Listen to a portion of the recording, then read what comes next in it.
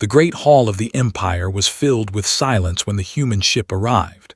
Ambassador Ho stepped off the landing platform and looked at the alien world around him. The sky was purple. The buildings were tall and made of black stone. Everything looked powerful and old.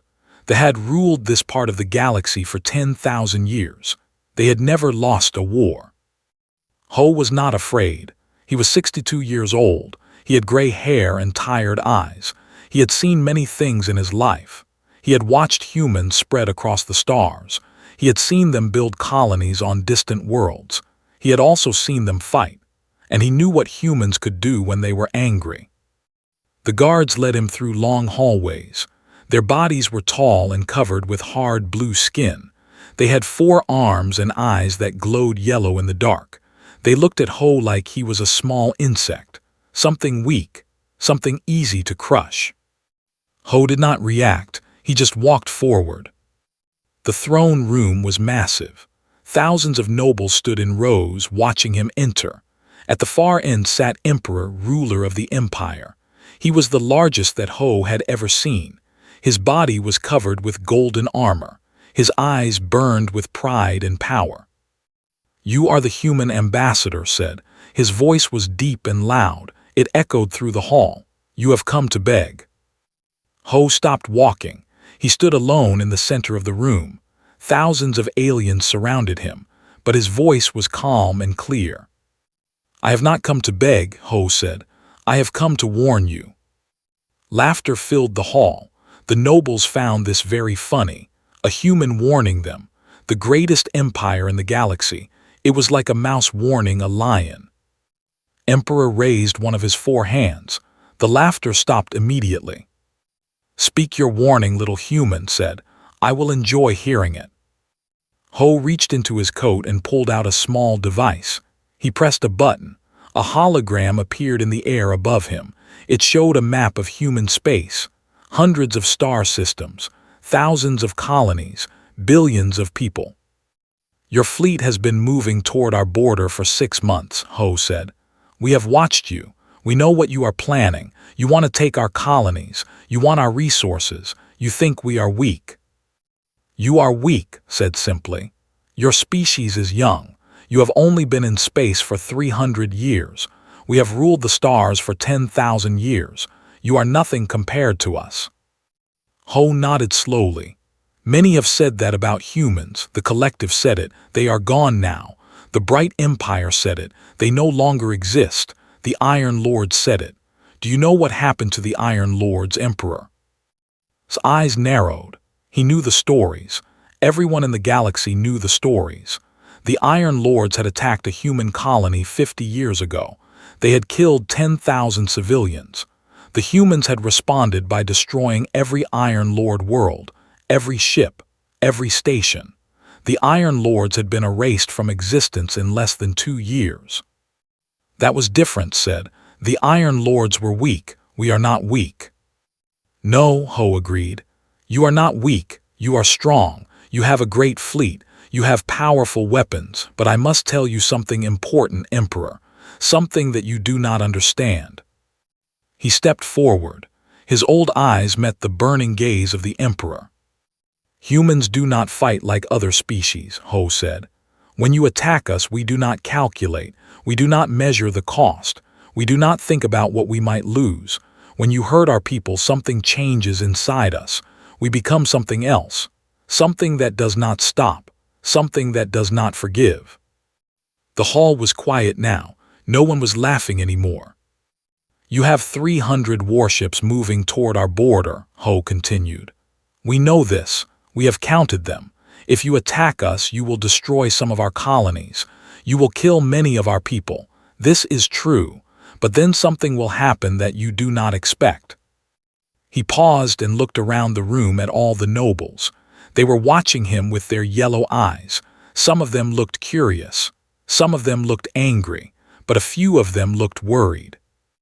"Every human in the galaxy will stop what they are doing," Ho said.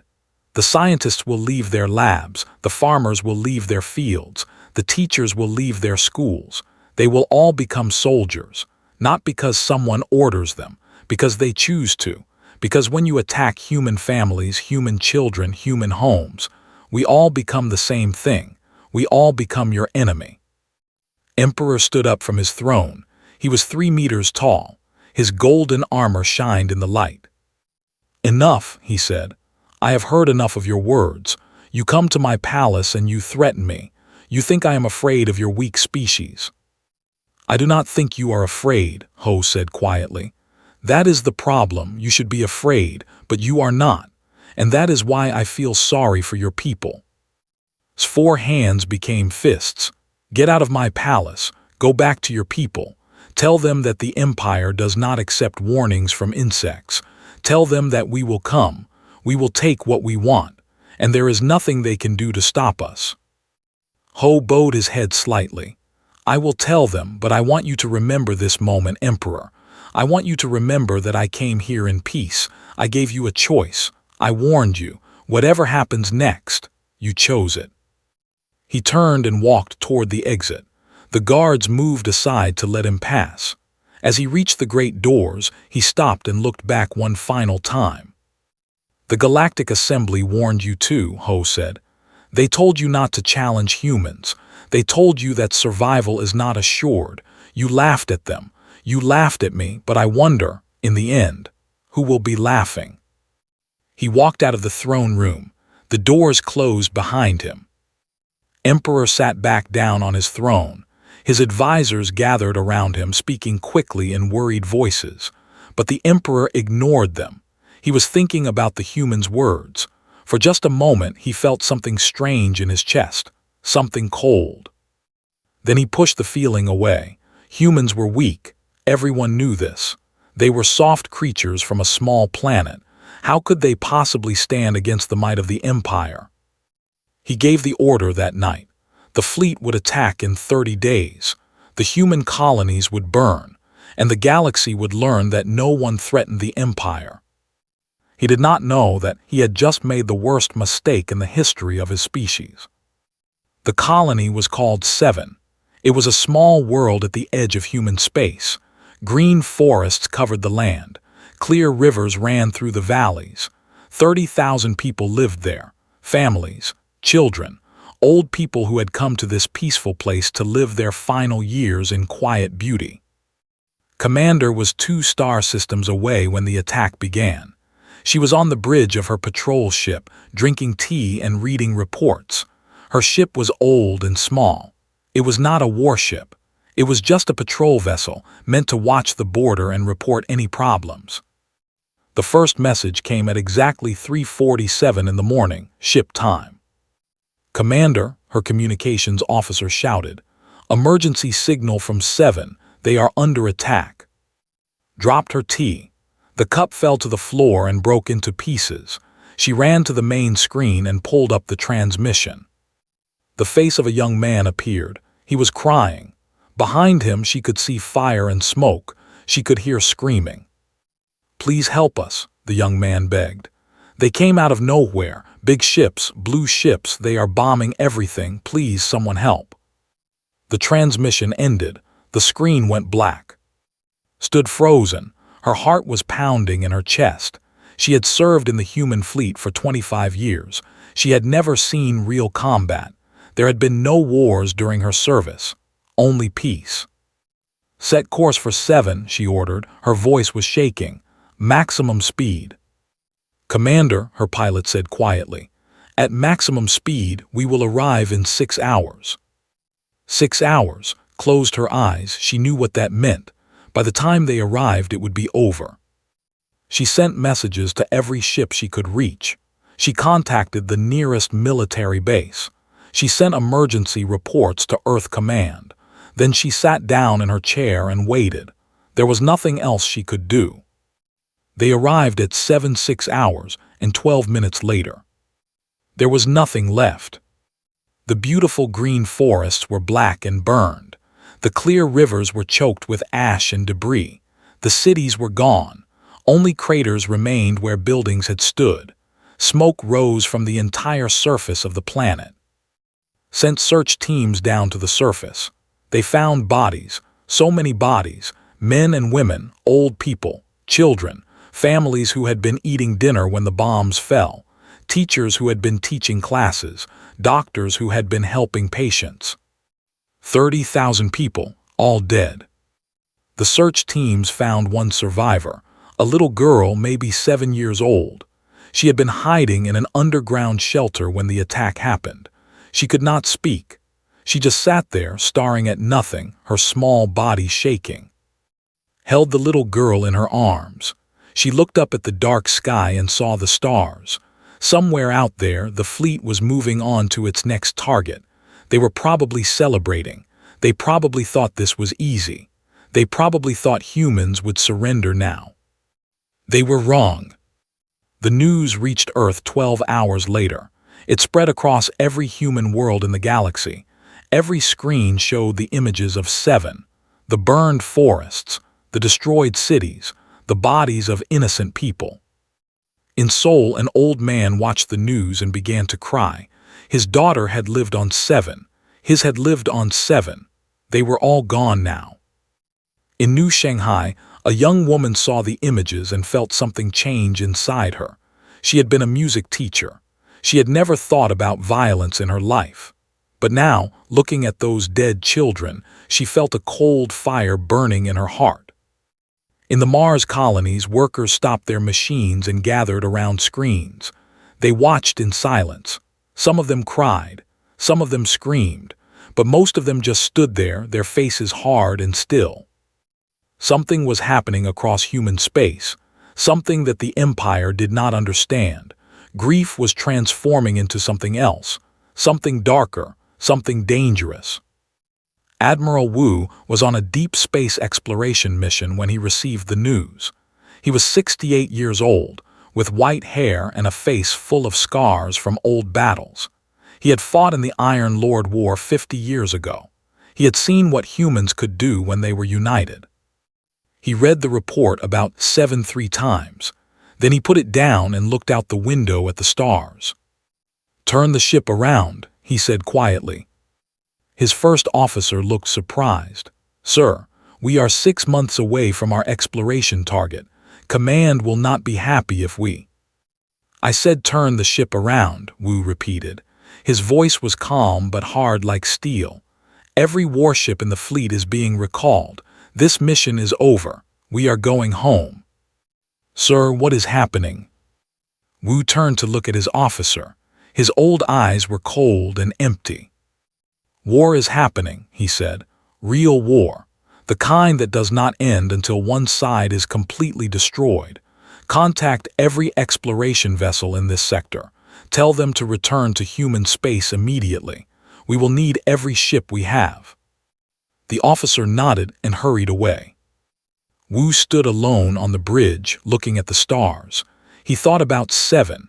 He thought about the 30,000 people who had died. He thought about the little girl that Commander had found. The thought they understood war. They had fought many wars in their 10,000 years of history. They had conquered many species. They had destroyed many enemies. But they had never fought humans, not really. They had no idea what was coming. Across human space, the same thing was happening everywhere. Military officers were canceling their vacations. Retired soldiers were putting on their uniforms again. Factories were changing their production.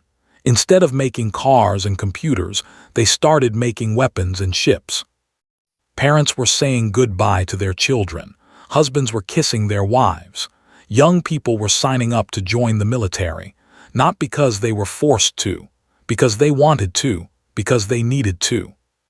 The Galactic Assembly watched all of this with growing fear. They had seen this before. When the Iron Lords attacked humanity 50 years ago, the same thing had happened.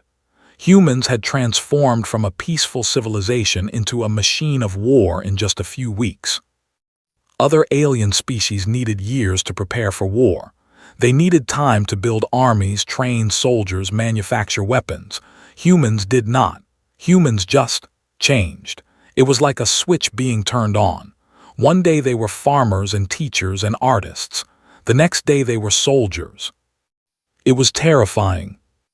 The Assembly sent a message to Earth. "We understand your anger. We share your grief.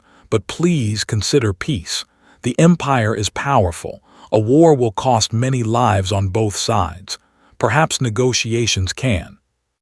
Earth's response was short, just one sentence. We are done negotiating. Commander received new orders 2 days after the attack on 7. She was promoted to captain. Her old patrol ship was replaced with a new warship. She was assigned to the 3rd Fleet, which was gathering near the Helix Nebula. Before she left 7, she visited the mass grave where the 30,000 victims had been buried. She stood there for a long time, looking at the simple stone markers. I am sorry, she whispered. I was not fast enough to save you, but I promise you something. I promise that your deaths will not be forgotten. I promise that the ones who did this will pay, every single one of them. She touched the cold stone with her hand. Then she turned and walked back to her ship. The war was coming, and humanity was ready.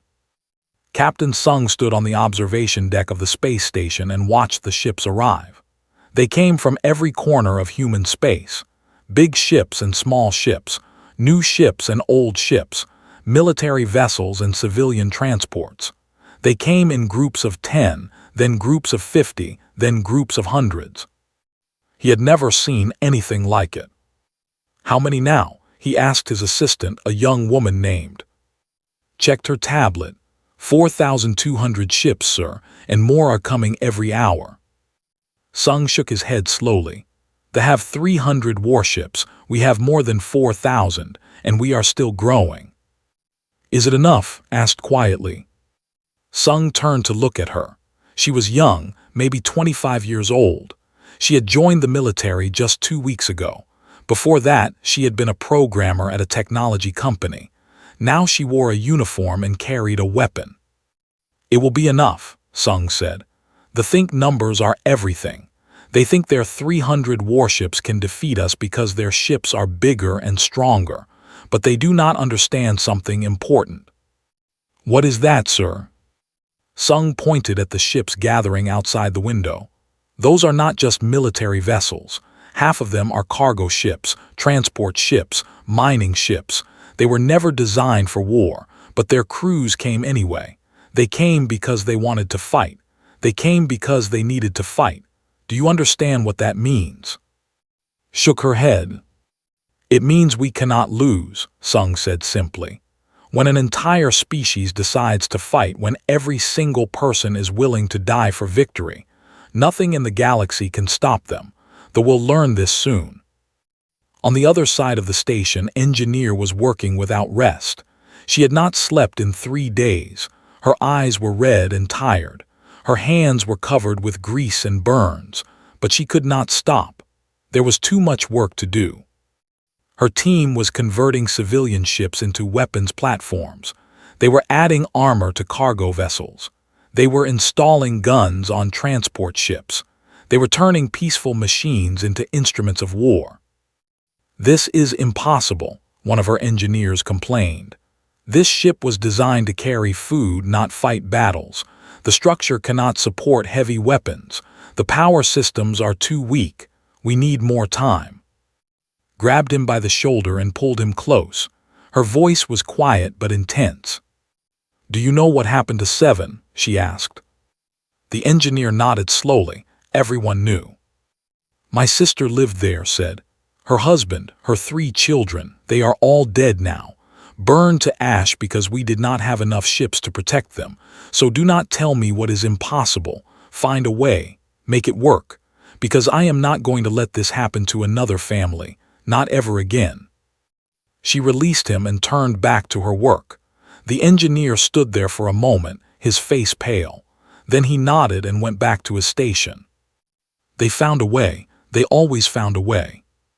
In the command center of the station, Admiral Wu was meeting with the other fleet commanders. There were 12 of them, each leading a different section of the human armada. They came from different countries, different cultures, different backgrounds, but they all had the same look in their eyes. Cold, determined, ready. The fleet is currently attacking our outer colonies, Wu said, pointing at a holographic map. They have destroyed 6 more worlds since 7. Total civilian deaths are now over 200,000. The room was silent. Some of the commanders closed their eyes. Others gripped their chairs until their knuckles turned white. They are moving fast, Wu continued. They want to destroy as much as possible before we can respond. They think this will break our spirit. They think we will surrender if they kill enough of us. They are wrong, said Commander Park, a young woman with short black hair. The more they kill, the angrier we become. They are just making things worse for themselves. Wu nodded. Exactly, but we cannot just attack blindly. They are experienced warriors. They have been fighting wars for 10,000 years. If we are stupid, we will lose many ships and many lives. We need a plan. He changed the holographic display. It now showed the Helix Nebula, a massive cloud of gas and dust between human space and territory. This is where we will fight them, Wu said. The Helix Nebula. The fleet must pass through here to continue their invasion. The nebula will confuse their sensors. It will limit their ability to see us. We will use this advantage. How many ships will we have by then? Asked another commander. 6,000, Wu replied. Maybe more, enough to outnumber them 20-1. 20-1, Park repeated. Those are good numbers. Numbers are not everything, Wu said seriously. The ships are larger and more powerful than ours.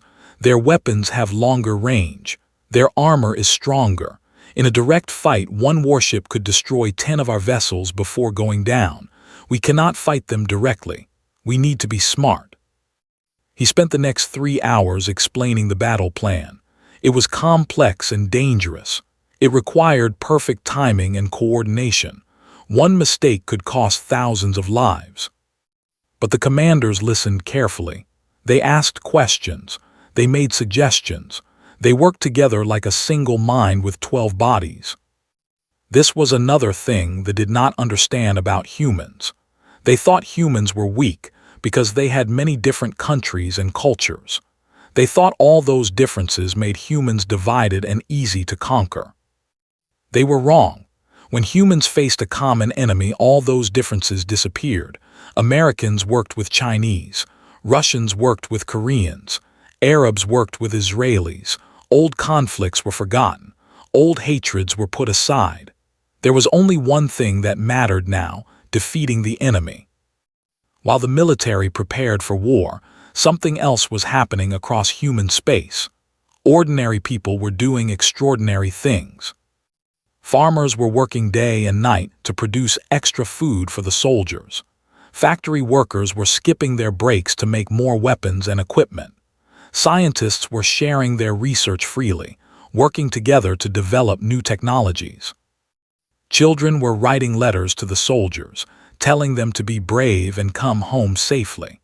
Old people were donating their savings to support the war effort. Artists were creating songs and paintings to inspire the troops. Everyone was doing something. Everyone was contributing. No one was sitting idle. A reporter from the Galactic News Network traveled to Earth to document what was happening. She was from a peaceful species called the. She had never seen war. She did not understand why humans were so unified, so determined. She interviewed a young man named Jun who was loading supplies onto a transport ship. He was covered in sweat, and his arms were shaking from exhaustion. "Why are you doing this?" the reporter asked. "You are not a soldier. You could stay home where it is safe." Jun stopped working and looked at her. His eyes were red from lack of sleep. "My best friend died on 7, he said simply. "We grew up together. We went to school together. He moved there 3 years ago with his wife because it was peaceful and beautiful. Now he is gone. His wife is gone. Everything they built is gone." He picked up another box and carried it to the ship. "I am doing this because I have to," he continued. "Because every human has to. We cannot let this happen again. We cannot let them do this to anyone else. So I will work until I cannot move anymore. And then I will rest for 1 hour and work again. Until this war is over. Until we win."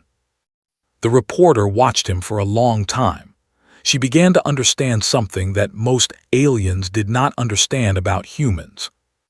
They were not the strongest species in the galaxy. They were not the most advanced. But when they decided to do something, when they all came together and focused on one goal, they became unstoppable. The storm was gathering, and soon it would be unleashed. The Armada entered the Helix Nebula on a cold morning. 300 warships, each one massive and powerful, moved through the purple clouds of gas and dust. Emperor himself was on the flagship, watching from his throne. He was pleased with how the war was going. His fleet had destroyed 12 human colonies. Millions of humans were dead. Soon, Earth itself would fall. The humans would learn their place in the galaxy. "Emperor," said his tactical officer, "our sensors are having difficulty in this nebula. The gas clouds are interfering with our scanning equipment." Waved one of his 4 hands dismissively. "It does not matter. The humans have no fleet strong enough to challenge us. Continue forward." The officer bowed and returned to his station. Looked out the window at the swirling purple clouds. It was beautiful in its way. This nebula would be the site of his greatest victory. Soon, the humans would. "Contact," the tactical officer suddenly shouted. "Multiple contacts, hundreds, no, thousands of enemy ships." Stood up from his throne. "What, where?" "Everywhere, Emperor. They are all around us. They were hiding in the gas clouds." The main screen activated, showing the space around the fleet, and felt his heart stop. Ships, human ships, thousands of them. They were emerging from the purple clouds like ghosts, small fighters and large battleships, old cargo vessels and new military cruisers. They were coming from every direction. "How many?" demanded. The tactical officer's voice was shaking. "Over 6,000 ships, Emperor. They outnumber us 20 to 1. For the first time in his life, Emperor felt fear. On the human side, Admiral Wu watched the battle begin from his command ship. His face was calm and cold. He had been waiting for this moment for weeks. Now it was finally here. "All ships," he said into the communication system, "begin the attack. Show no mercy." The human fleet moved forward like a wave. Thousands of ships fired their weapons at once. The space around the Armada exploded with light and fire. Lieutenant was in the first wave. She was 23 years old, a fighter pilot. Her small ship was fast and dangerous. She had named it Vengeance after 7. "First strike wing, follow me," she shouted into her radio. "Target the flagship, take out their command." 100 fighters followed her through the chaos of battle. Weapons fired at them. Ships exploded around her. Friends died, but did not stop. She flew straight toward the massive flagship. "You killed my people," she whispered as she flew. "You burned our homes. Now I will show you what happens when you make humans angry." Her ship shook as enemy fire hit her shields. Warning lights flashed. Alarms screamed. But she kept going, closer and closer to the flagship. "Launching torpedoes," she shouted. Her ship released 4 heavy torpedoes. They flew toward the flagship and hit its engines. A massive explosion tore through the back of the ship. The flagship began to spin out of control. "Direct hit," screamed. "The flagship is damaged." But her celebration was cut short. A weapon hit her ship. The explosion threw her against her seat. Her screens went dark. Her ship was falling apart. "Eject, eject," her computer shouted. Hit the eject button. Her seat launched out of the dying ship. She floated in space, watching the battle rage around her. She had done her part. Now it was up to the others. Captain was commanding a battleship in the center of the human formation. She watched the battle unfold on her screens. It was chaos. Ships were exploding everywhere. Beams of light crossed the darkness of space. Fire and death were all around. But the humans were winning. "Captain," her weapons officer shouted, "3 cruisers are targeting us." Looked at the screen. 3 enemy ships were turning their guns toward her vessel. "All power to forward shields," she ordered. "Return fire with everything we have." Her ship shook as the enemy weapons hit. Sparks flew from the walls. Crew members fell to the floor, but the shields held. Fire commanded. Her battleship launched a massive attack. Missiles and beams of energy flew toward the enemy. 2 of the cruisers exploded immediately. The third one was damaged and tried to escape. "Do not let them run," said coldly. "Finish them." Her ship fired again. The last cruiser broke apart and died. Did not celebrate. She just looked at her screens and found the next target. There was still work to do. On the flagship, Emperor was watching his empire die. His ship was damaged and could barely move. His fleet was being destroyed ship by ship. The humans were everywhere, attacking from all sides with terrible fury. "This is impossible," he whispered. "They are just humans, they are weak. How can they be doing this?" His tactical officer approached him. The officer's blue skin was pale with fear. "Emperor, we must retreat. We have lost over 200 ships. Our remaining forces cannot hold much longer." "Retreat," grabbed the officer and lifted him off the ground. "The Empire does not retreat. We have never retreated in 10,000 years." "If we do not retreat now," the officer gasped, "there will be no Empire left." Threw him to the floor. He looked around at his dying ship. Fires were burning everywhere. His crew was screaming. Outside the window, more ships were exploding. He finally understood. The human ambassador had been right. The Galactic Assembly had been right. Humans were not like other species. When they fought, they did not hold back. They did not calculate. They did not stop. They just destroyed. "All ships," said into his communicator. His voice was hollow and defeated. "Retreat, fall back to space immediately." It was too late for most of them. Only 47 ships escaped the battle. 253 were destroyed. The greatest military defeat in history. Admiral Wu watched the surviving enemy ships run away. His face showed no emotion, no happiness, no satisfaction, just cold determination. "Do not let them rest," he ordered. "Follow them, attack their supply lines, destroy their stations. The war is not over until the Empire surrenders unconditionally." The human fleet began to move again. Thousands of ships, united in purpose, chasing the running enemy. Was rescued by a patrol ship 2 hours after the battle. She had a broken arm and burns on her face, but she was alive. A medic was treating her wounds when Captain came to see her. "You did well," Lieutenant said. "Your attack on the flagship changed the battle. You are a hero." Shook her head.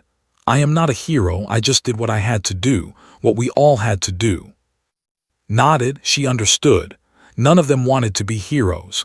None of them wanted this war. They just wanted to protect their people and their homes. "The war is not over," said. "We beat them here, but they still have ships.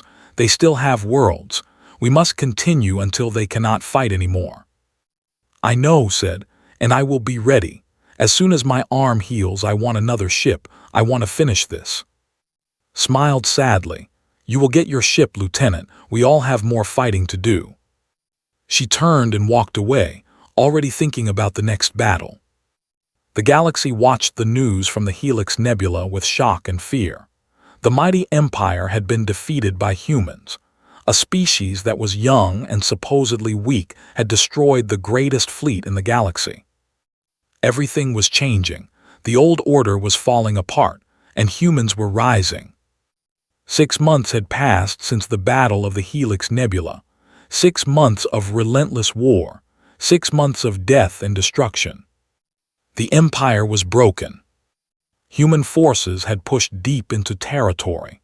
They had destroyed space stations and military bases. They had cut supply lines and communication networks. They had turned the great empire into scattered pieces of a dying civilization.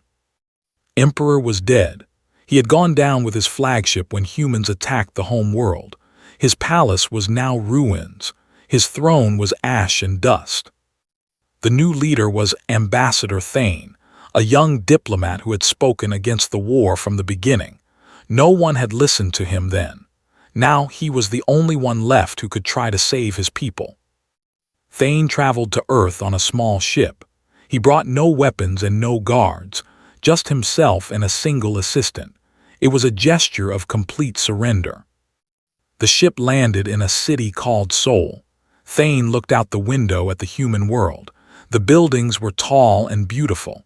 The streets were full of people going about their daily lives. Children were playing in parks. Old people were sitting in cafes. It looked so peaceful, so normal. It was hard to believe that these same people had destroyed the greatest empire in the galaxy just 6 months ago. Armed guards led Thane into a large building. He was taken to a conference room where the human leaders were waiting. There were 12 of them, representing different parts of human civilization. But Thane's eyes were drawn to one person in particular. Commander was standing at the back of the room, wearing her military uniform. Her face was hard and cold. There was no mercy in her eyes. "Ambassador Thane," said the human president, a tall woman with gray hair, "you have requested this meeting. What do you want to say?" Thane stepped forward. Then slowly he lowered himself to his knees. His assistant did the same. They bowed their heads to the floor. "I come to surrender," Thane said. His voice was quiet and broken. "The Empire accepts complete and unconditional defeat. We have no more ships. We have no more soldiers. We cannot fight anymore." The room was silent. The human leaders looked at each other. "Your empire killed over 3 million of our people," the president said coldly. "You destroyed 27 of our colonies. You burned our worlds and murdered our families. Why should we accept your surrender? Why should we not destroy every last one of you?" Thane did not lift his head. "You should. We deserve it. We did terrible things. We thought we were strong and you were weak. We thought we could take what we wanted without consequences. We were wrong. We were so very wrong." He finally looked up. His yellow eyes were wet with tears. "But I beg you to show mercy, not for the leaders who started this war. They are dead, not for the soldiers who followed orders. Many of them are dead too, but for the innocent people of my empire. The children who never held weapons, the families who never wanted war. They do not deserve to die for the mistakes of their leaders." Commander stepped forward. Everyone in the room looked at her. She walked slowly toward Thane until she was standing directly in front of him. "I was there," she said quietly. "I was there when we found 7. I held a little girl who lost everything, her parents, her home, her entire world. She has not spoken a single word since that day. She just sits and stares at nothing." Thane closed his eyes. "I am sorry. Those words mean nothing. I know they mean nothing, but I am sorry." Looked at him for a long moment. Then she spoke. "We warned you." Thane nodded. "You did.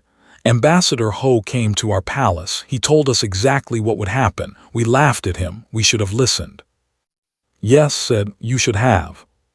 She turned and walked back to her position. The room was quiet again.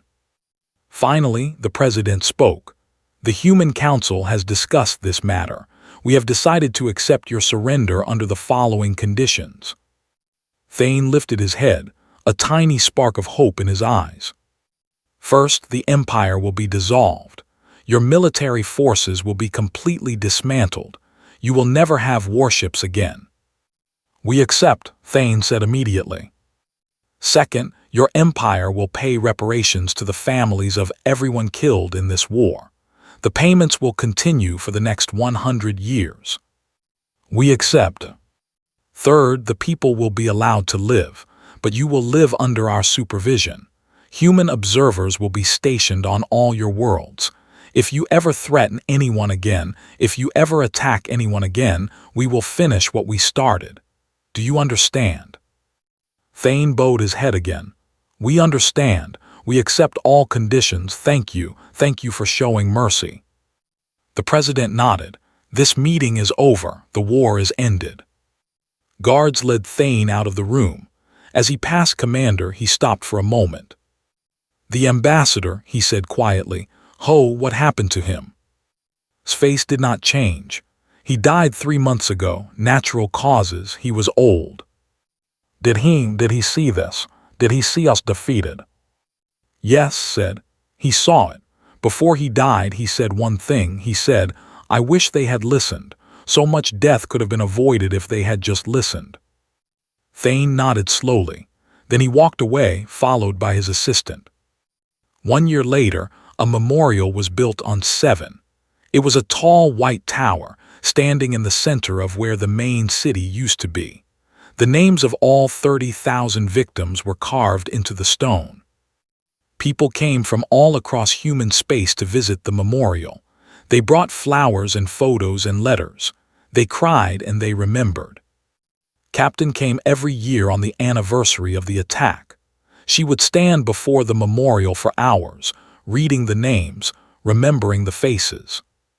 The little girl she had rescued was now 8 years old. Her name was Min. She still did not speak much, but she had started to smile again. A family had adopted her and she was slowly healing. Min came to the memorial with. She held his hand and looked up at the tall white tower. "Why did they do it?" Min asked quietly. It was one of the few things she ever said. Knelt down to look at the girl. "They did it because they thought they were strong and we were weak. They did not understand us. They did not know what we would do when they hurt our families." "What did we do?" Looked at the memorial, then back at the little girl. "We fought back. We fought harder than anyone thought possible. We showed them that hurting humans has consequences, that if you attack our homes and kill our children, we will never stop until justice is done." Min nodded slowly. "Will it happen again?" "Maybe," said honestly. "The galaxy is big and there are many species. Some of them might make the same mistake they made, but now they all know the truth. They all know what happens when you challenge humans." "What truth?" Stood up and looked at the stars above. The night sky was clear and beautiful. Somewhere out there, the remains of the Empire were living under human supervision. Somewhere out there, other alien species were watching and learning. The truth that Ambassador Ho tried to tell them from the beginning said, "We warn the Empire. Do not challenge humans. Survival is not assured." She took Min's hand, and they walked away from the memorial together. The galaxy had changed. The old powers were gone or weakened. New alliances were forming. And humans, the young species from a small planet called Earth, had become one of the most respected and feared civilizations in the galaxy. Not because they wanted war, not because they enjoyed destruction, but because everyone now understood a simple truth. Humans offer peace once, only once. And the galaxy would never forget it.